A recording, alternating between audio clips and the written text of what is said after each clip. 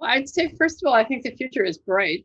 I think storytelling is as old as the campfire. I think it's a primal human act. We will always do it and we will always need it. And what could be more primal than reporting and storytelling about the state of our earth and the beings with whom we share this planet? So I'm very sure, more than ever, that environmental storytelling is not only here to stay, but has a very rich and even dramatic future. I mean, let's face it, we are in the climate change reality, and these very dramatic things that were foretold for a far future are now already here in terms of the fires we see, the species losses we're witnessing, the storms and their intensity, the transformation of so many regions of our planet.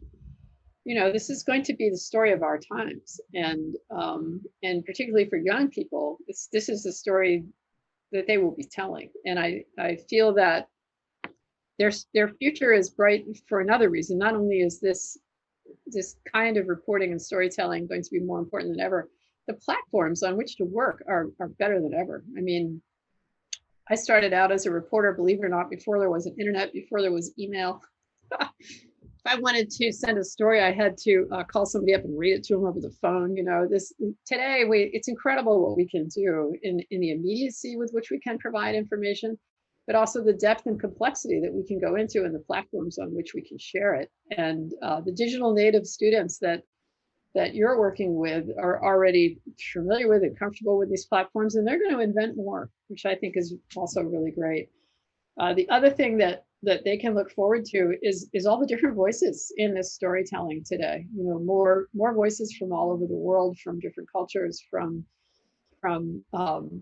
different walks of life are primary story providers at this point, and that's very exciting to me because it's bringing in new points of view and also re-asking old questions and getting new answers, and that's all good stuff. And so I think the future for this is there will continue to be, unfortunately, more monkey business with storytelling. There's no such thing as an alternative fact. It's either a fact or it isn't.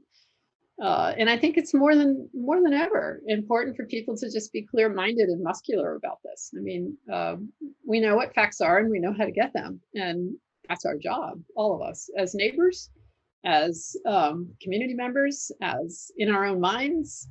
We don't have to guess it very much these days. There's a lot of information out there, good stuff, and more of it coming all the time. But I do think it's an important time to not be seduced or lazy about the sources of our information or how we ourselves relay information. I also think it's more important than ever to do this task with a sense of its urgency as a civic duty.